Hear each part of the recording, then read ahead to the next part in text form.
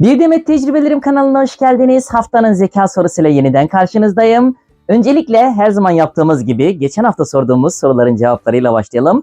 Şöyle yan tarafta geçen hafta sorduğumuz soruyu gösteriyorum.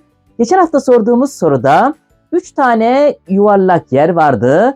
Bunların altında da 6 tane sayı vardı. Bunlar neydi? 2, 4, 6, 8, 10 ve 12 sayılarıydı. Bu sayılardan sadece 3 tanesini kullanarak toplama işlemi yapacaktık ve 15 sayısına ulaşacaktık. Bunu nasıl yaparız diye sormuştuk. Evet, bu sorunun cevabını şöyle cevaplıyoruz. Normalde buradaki sayıların hepsini tek tek üçer üçer aldığımızda hiçbir şekilde olmuyor. Ama nasıl oluyor? Şöyle düşünün. Orada bakın 6 var.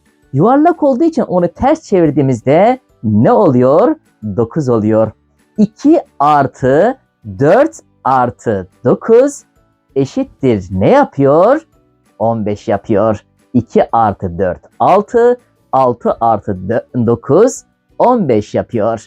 Bu sorunun cevabı bu şekilde olacaktı. Geçen hafta kısa bir soru daha sormuştuk. Şöyle yan tarafta gösteriyorum.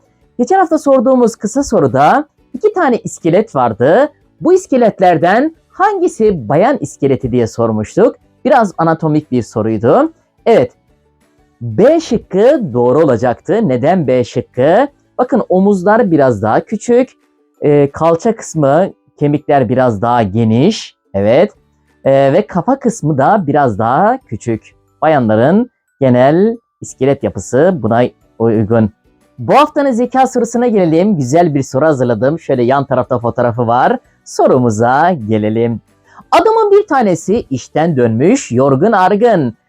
Hiç yatağa bile uzanamadan oradaki koltuğa şöyle kendini bir atmış ve uyumuş. Uykusunda rüya görmeye başlamış. Rüyasında kendini korsanların arasında bir korsan olarak görmüş. Ve orada büyük bir suç işlemiş ve korsanların şefi, kaptan korsan adamı idam cezasına çarptırmış. Tabii korsanlarda idam nasıl oluyor? Köpek balıklarına atmakla oluyor.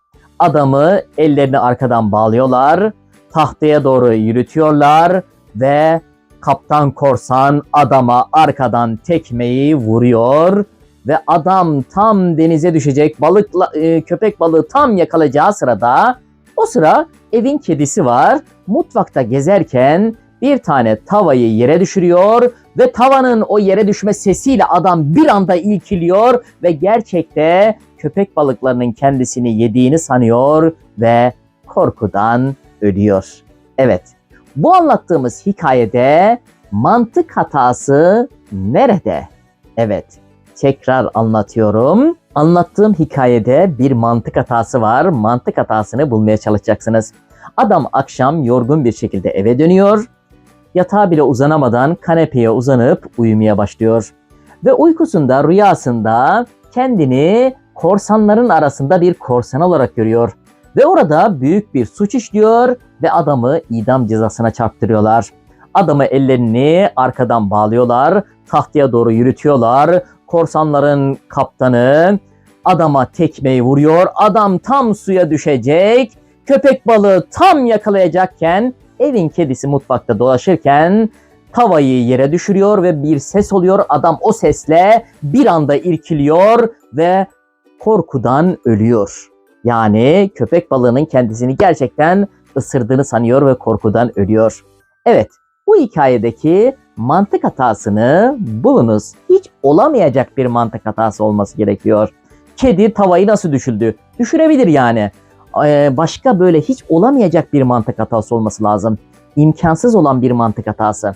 Evet, bu sorunun cevabını bir sonraki haftanın zeka soruları bölümünde vereceğim. Abone değilseniz abone olur, like atar ve videomu paylaşırsanız çok memnun olurum. Biliyorsunuz abone olmak ücretsiz ama sizlerin her bir aboneniz, her bir like'ınız bizim için ayrı bir motivasyon kaynağı oluyor. Bir dahaki videomda yeniden görüşmek üzere. Kendinize çok çok iyi bakın. İyi günler.